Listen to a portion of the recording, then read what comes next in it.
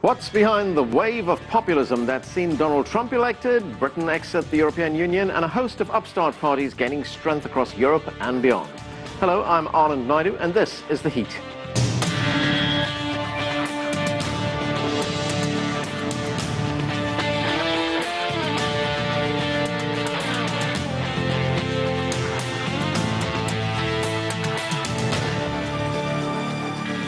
From political movements in France and Germany to the Netherlands' Party for Freedom and Austria's political parties challenging the status quo in Central and Northern Europe appear to reflect a populist, anti-immigrant stance.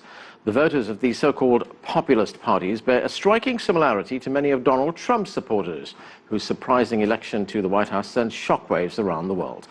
But for all they have in common, populism can mean different things to different groups and geographic locations. To help us understand what's behind this latest trend, we've assembled a distinguished panel. Lee Feinstein is the former United States ambassador to Poland. He joins us from Indiana University, where he's currently the dean of the School of Global and International Studies. With us from Beijing is the anchor of CCTV's World Insight, Tian Wei. Daniel Landsberg Rodriguez is a frequent media contributor and teaches Latin American business at Northwestern University. He joins us from Chicago. And with us here in the studio is CCTV's Nathan King. Thanks to all of you for joining us. Nathan, let me start with you. Help us understand what we're talking about here. What is populism, and is it different depending where you are? Well, for me this year, it's been a Donald Trump rally. It sort of defines it. But no, if you loosely, populism is the rejection of elites. It is feeling that the elites are controlling everything and banding together in a popular movement to somehow resist it. And this is what we've been seeing. Now, here is a phenomenon that might be different from other trends that we've seen in the past. Populism comes from both left and right. Yeah, absolutely. I mean, you can be a populist on the left or the right. I mean, you just have to look at history. Going back to the French Revolution, they had their leftists and their rightists. Danton was definitely a populist, but so was Napoleon. So it really doesn't matter which bit of the spectrum you're from politically. And in fact, it's a rejection of that sort of left and right, which often makes populists popular. Donald Trump was a Democrat 5 years ago. Is he pro-abortion? Is he against?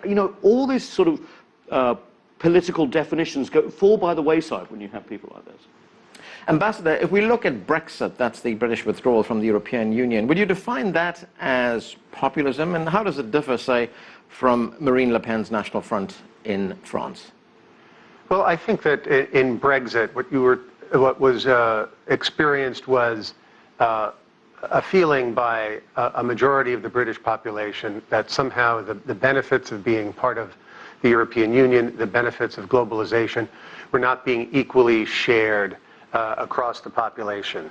And people wanted to send a message that the system was not working as it was, and they wanted to send a strong message of something different needed to happen. In a referendum, you don't get an opportunity to write a long essay. You get a chance to vote one way or the other. And so the message that indicated that economically people did not think they had opportunity, that they felt somehow that they were challenged, that British national identity was challenged, could be best manifested with a vote to leave. So, Ambassador, at its essence, are we talking here about something called inequality? Well, I think we're talking about people responding to the rapid pace of change in the world, to the movement of peoples, to greater diversities in societies, to immigration, and also to technological change and the impact it has on societies. And it creates understandable anxieties for people. There are winners and losers. The issue here is leaders offering simplistic solutions to complex problems and using genuine anxieties to advance their own political purposes. Daniel, let's look at Latin America. Where do you see populism rising in that part of the world? And is it different in any way from the kind of populism that we've seen here in the United States? Well, that's a great question. I think that there's to a certain extent, there are some similarities. Some of the, for example, messianic sort of presences that we see among some of the right-wing populist leaders in Europe or at least in Northern Europe or in the United States, does bear certain, at least superficial similarities with a figure like Hugo Chavez, for example, in Venezuela.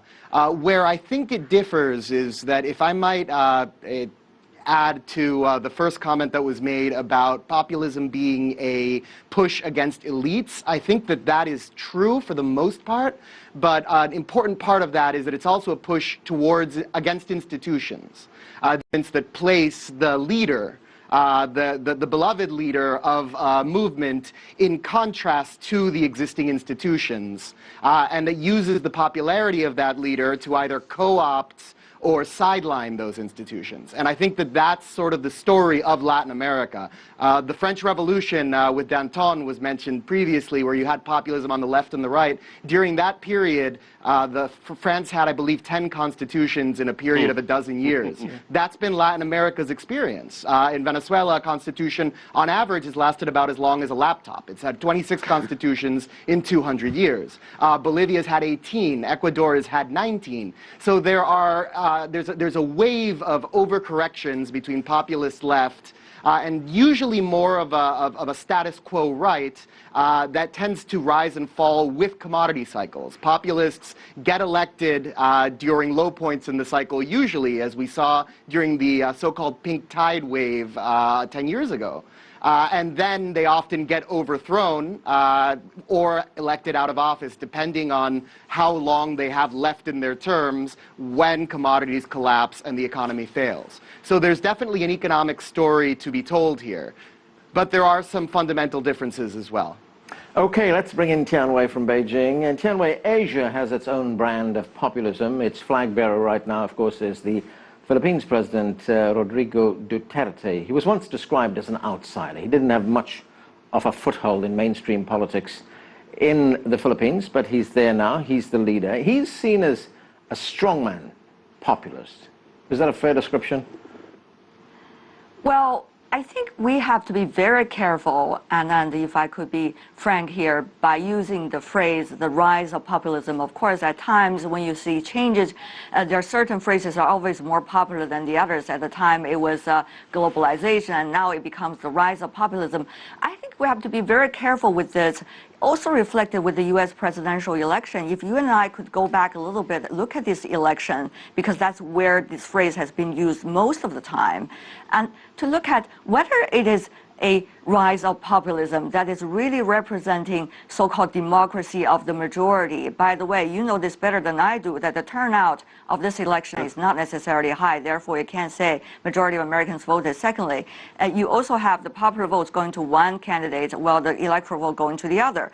And meanwhile, you have seen the demographic changes going on in the United States society, that the so-called the weaker party and also so-called the grassroots is not just the low-income white male anymore. It is actually a lot of different kinds of social groups and ethnic groups. So it's very hard to say that it's really a rise of populism in the United States. And so I can say about Asia, for example, in the countries of the Philippines, there are different kinds of social groups and also social movements going on over there. And certainly there is a politician who is very charismatic, using a lot of different kinds of words during his campaign. But we should give them the benefit of the doubt once they come into the office as to where the policy is going.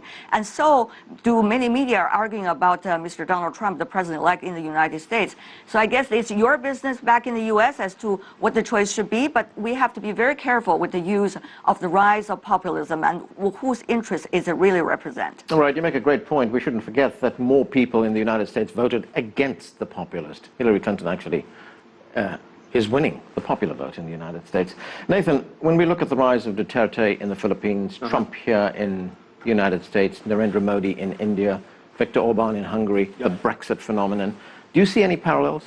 I do. I just want to pick up on something that Chun Wei saying, that most people didn't vote for Donald Trump. But Donald Trump was a complete outsider who basically came from nowhere, defeated 16 Republican candidates and Hillary Clinton, who was the presumptive choice of the establishment. So even though he may not have got the popular vote, his whole rise basically reflected populism. And this is where the comparison is that they've written off these people as they rose. I mean, Duterte was considered a joke by the Americans until he won.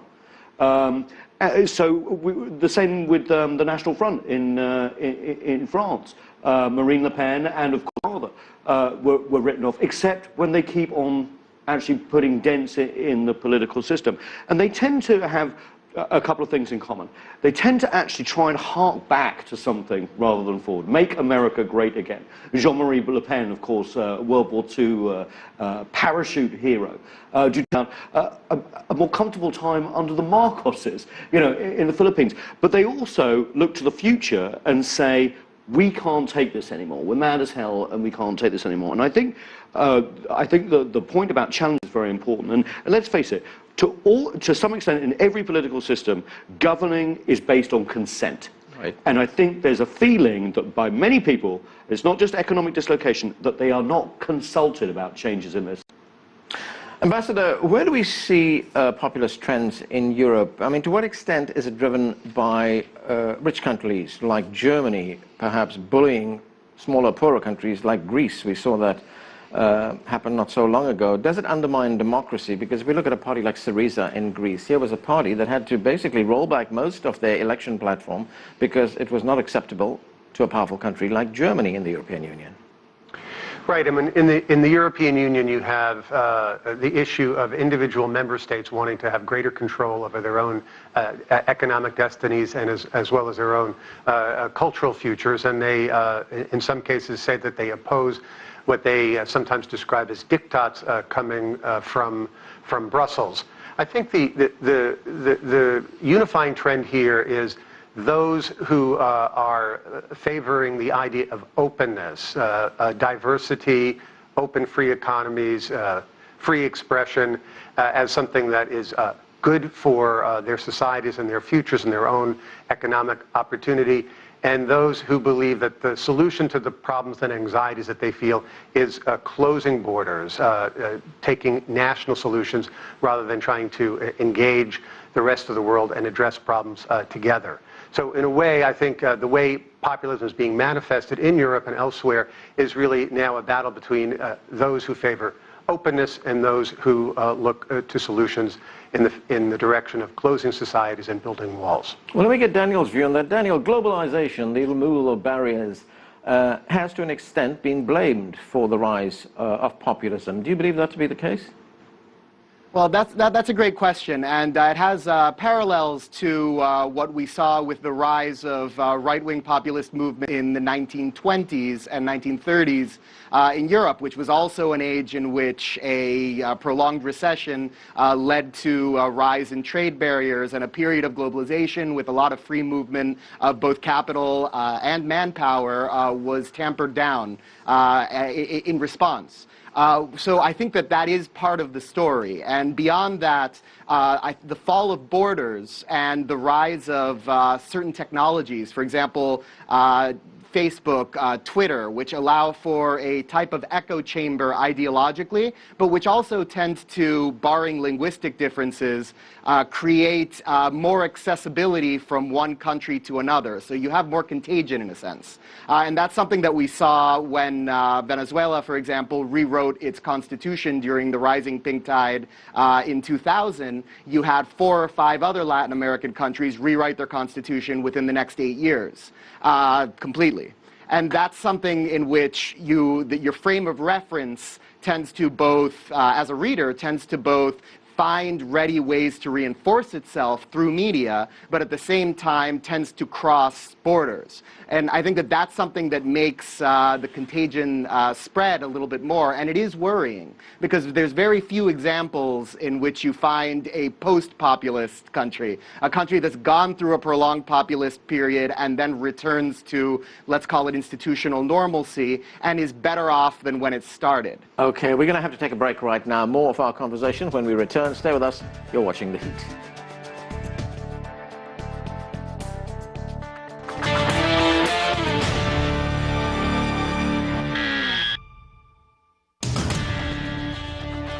Welcome back. We're talking about the rising tide of populism in various countries around the world. Let's get back to our panel. Tianwei, I just want to pick up where Daniel left us, and that was when he talked about a post-populist country.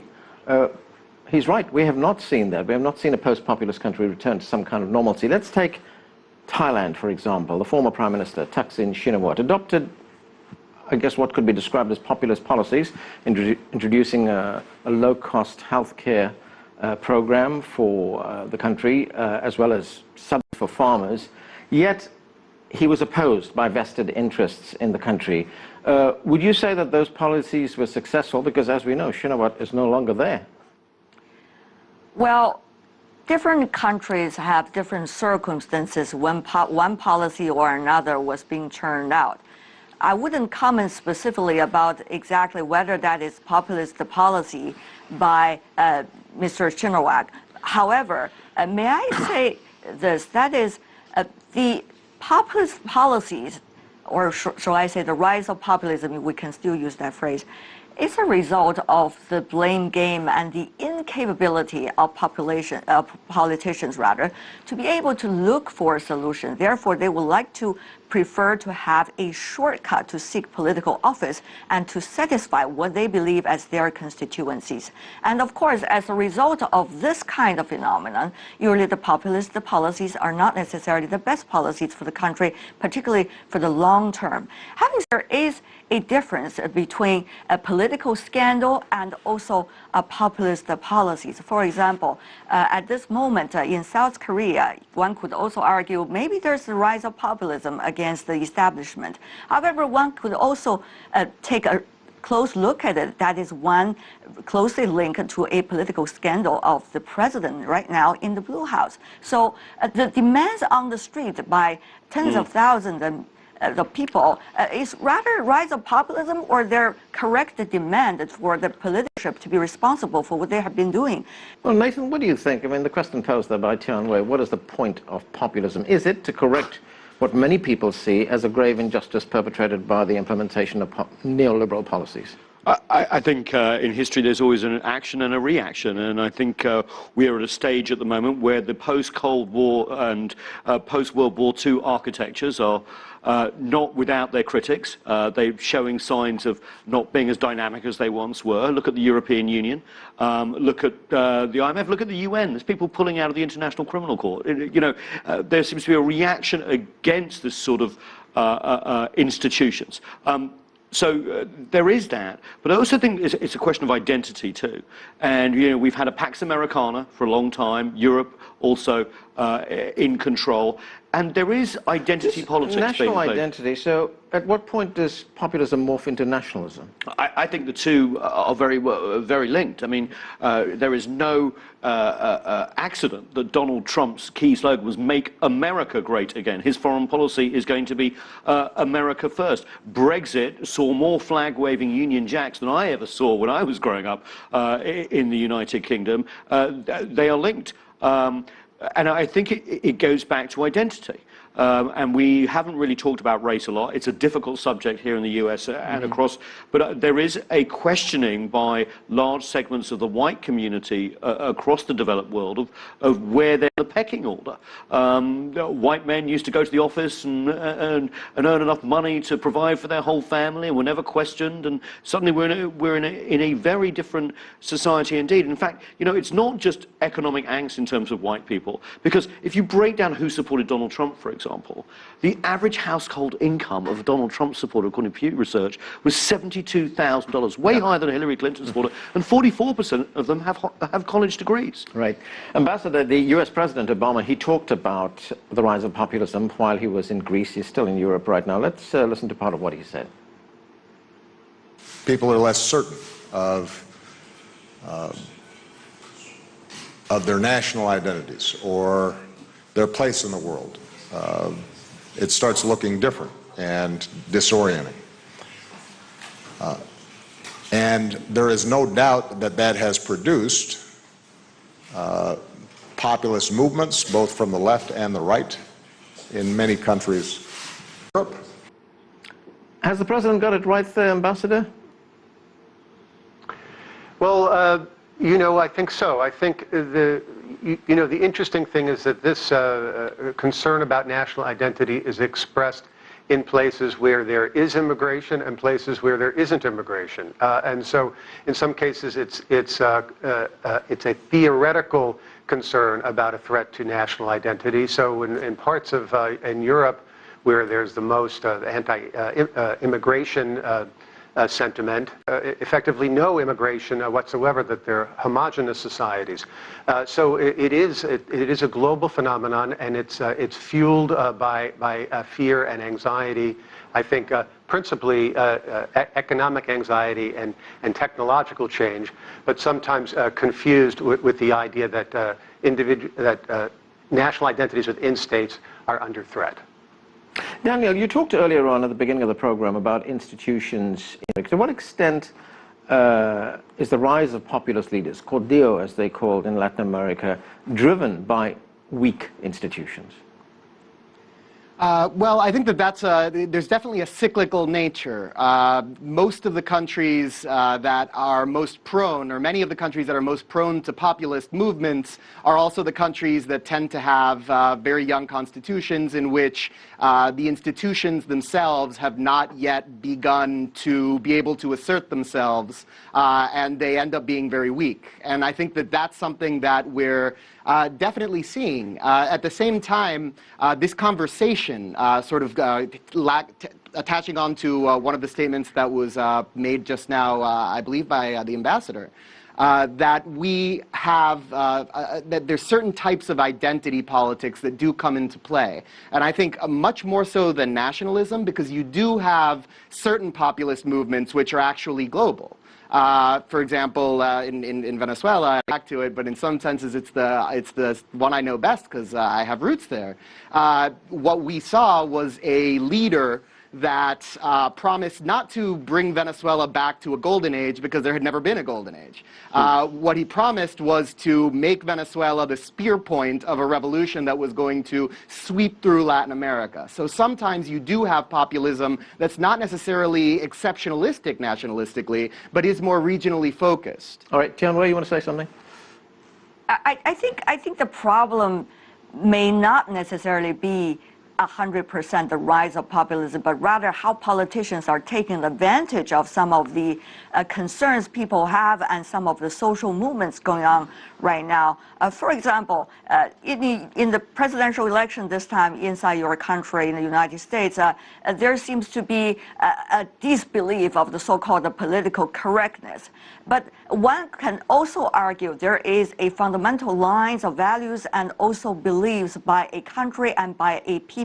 That is the very bottom line with which a country is being established on. So when the rhetorics are about let's dismantle everything that we have had, that things have been, that people have been taking pride in, and let's establish a new society. When the new rules and new values are not there, I'm afraid the politicians are taking very much advantage of the rise of populism. But if there are correct channels in which the rise of populism can be going through and right policy can be designed, I think this is a beautiful wake-up call for the system to correct itself, and also for the politicians to know what they should be, what their responsibilities should be about. This sounds like a general argument that I make, but I think it should work in different kinds of society, of course, depending on the circumstances specifically.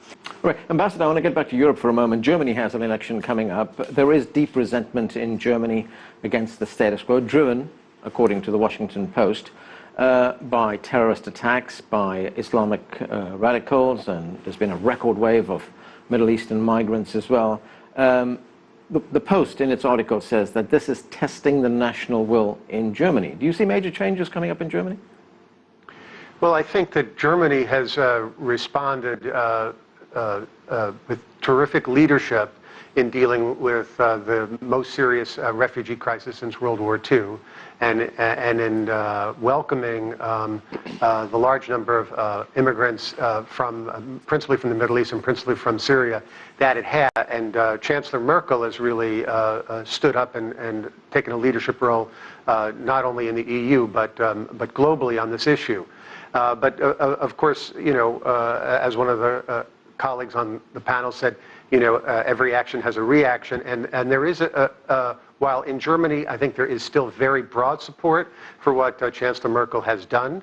and also a recognition that this immigration can also be beneficial to German society and for the growth of the German economy, that there is also a fringe in Germany which is concerned about this, and while it is still a fringe, it's growing to a certain extent, and the German elections next year will be a test of Germany's approach of openness, embracing globalization, and accepting responsibility, sort of a historical responsibility and a responsibility as a leader of Europe to address the refugee crisis coming from the Middle East.